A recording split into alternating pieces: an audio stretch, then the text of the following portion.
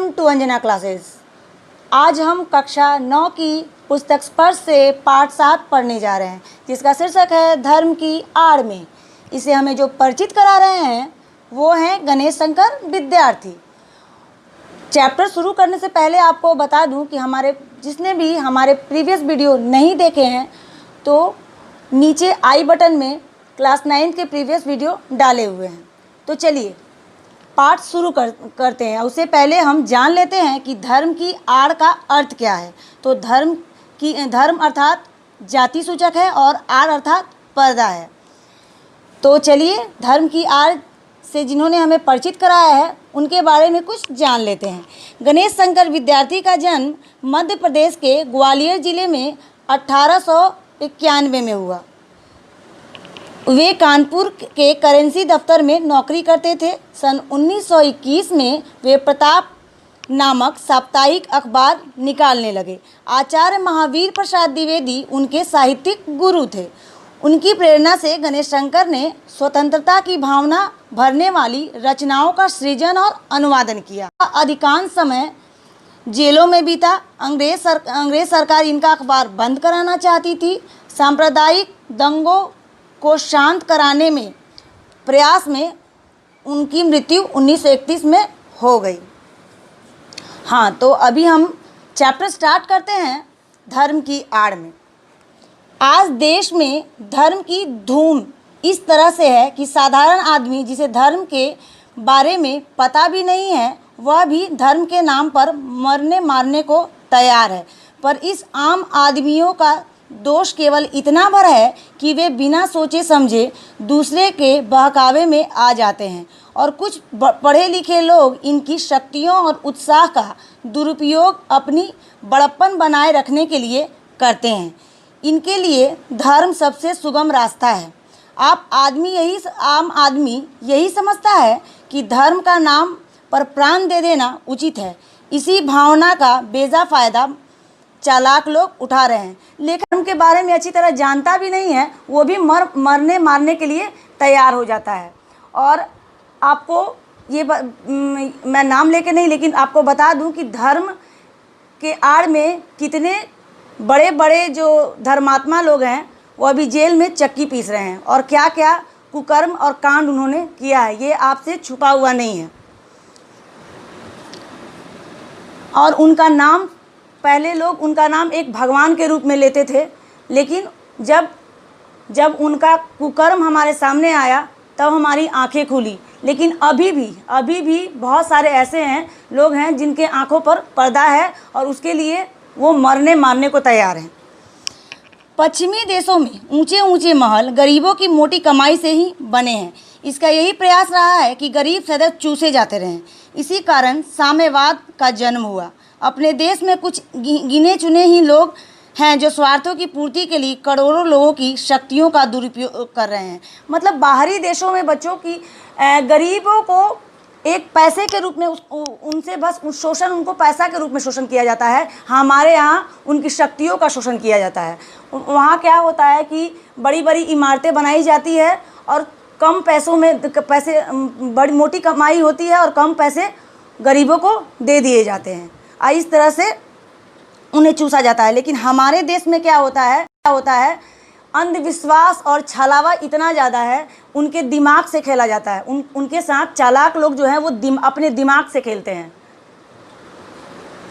तो यहाँ लेखक कह रहा है व्यक्ति को अपनी इच्छा अनुसार धर्म अपनाकर अपनी भावना, अपने मन को जगाने की छूट होनी चाहिए। धर्म किसी भी व्यक्ति की स्वाधीनता छीनने का या कुचलने का साधन न बने। दोनों भिन्न धर्म विलंबी के टकराने के लिए कोई संस्था न हो। यदि किसी धर्म को मानने वाले कहीं जबरदस्ती हस्तक्षेप करते हैं तो उनका यह कार्य देश का स्वाधीनता के विरुद्ध समझा जाना चाहिए। यहाँ लेखक कहता है कि हमारा जो देश है धर्म निरपेक्ष है, ये आप लोगों को पता है। तो सभी को अपने अनुसार धर्म अपनाने का अधिकार है और किसी को भी इसमें हस्तक्षेप करने का कोई अधिकार नहीं है। अगर कोई जोर ज़बरदस्ती करता है तो ये स्वतंत्रता के खिलाफ समझा जाना चाहिए। स्वाधीनता के क्षेत्र में खिलाफत, मुल्ला, मौलवियों और धर्माचार्यों को स्थान देकर इस क्षेत्र में एक कदम पीछे रखा था। हमने उसी कृत्य का फल हमें आज भोगना पड़ रहा है। मौलाना अब्दुल वारी और शंकराचार्य जैसे लोगों की शक्तिशाली बनाने का फल यह रहा है कि आज इन लोगों की बड़ी शक्तियाँ हमारी जड़ उखाड़ने और देश का प्रपंच और उत्थान का राज स्थापित कर रही हैं। लेखक यहाँ कहता है कि अगर धर्म की आड़ में ये नंगा नाच जो भी हो रहा है, जो भी बुरा हो रहा है, हमारे साथ जो भी हो रहा है, उसके गुनहगार कौन है? हम हैं। हमने इन्हें बढ़ावा दिया है, हमने इन्हें बढ़ावा दिया है, जिसका फल हम आज भोग रहे हैं। महात्मा गांधी भी धर्म को महत्व दिया करते थे, पर उनके धर्म का मतलब धर्म ऊंचे और उदार तत्वों का हुआ करता है, यह मानने में किसी को आपत्ति नहीं है। बोला महात्मा गांधी भी धर्म को मानते थे, लेकिन उनका मतलब था धर्म क्या? धर्म उदार व्यक्ति, अगर उसका संस्कार सही है, वो उदार है, वो आदमीयता को मानता है, इंसानियत को मानता है, तो वो धर्म है।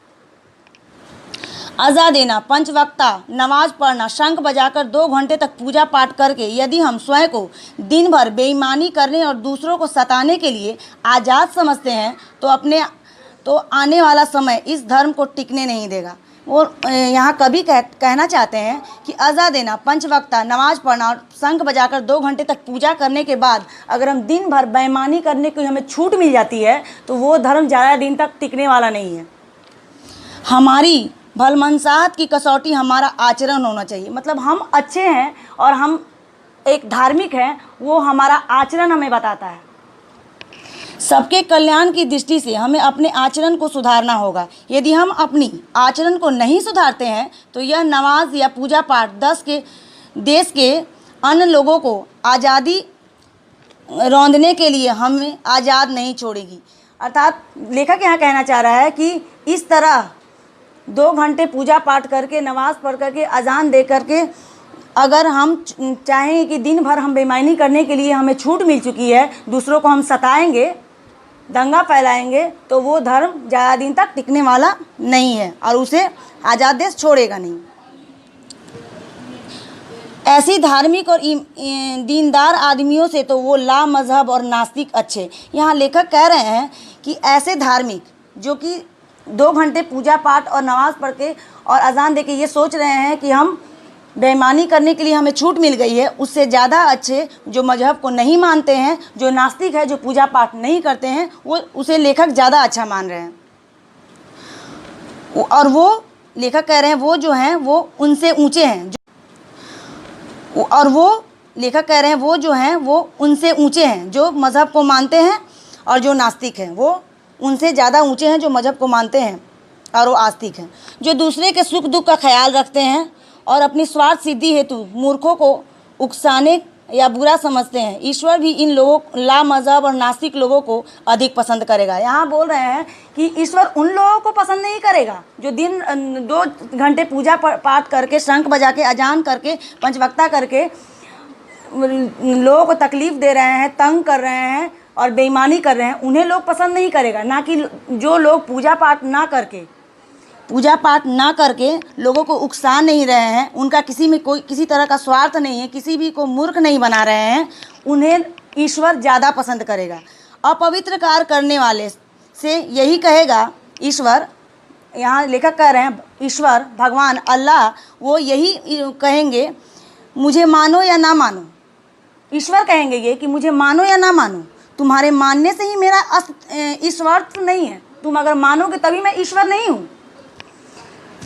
मानवता पर दया करके मनुष्य को मानो, पशु बनना छोड़कर आदमी बनो। बोलो मानवता को मानो, पशु ना बनो, इंसान बनो। अगर इसका सार अगर हम बोले बच्चों तो होगा तो धर्म की आड़ पाठ में निहित संदेश बस यही है कि यह है कि सबसे पहले हम धर्म क्या है ये समझना चाहिए।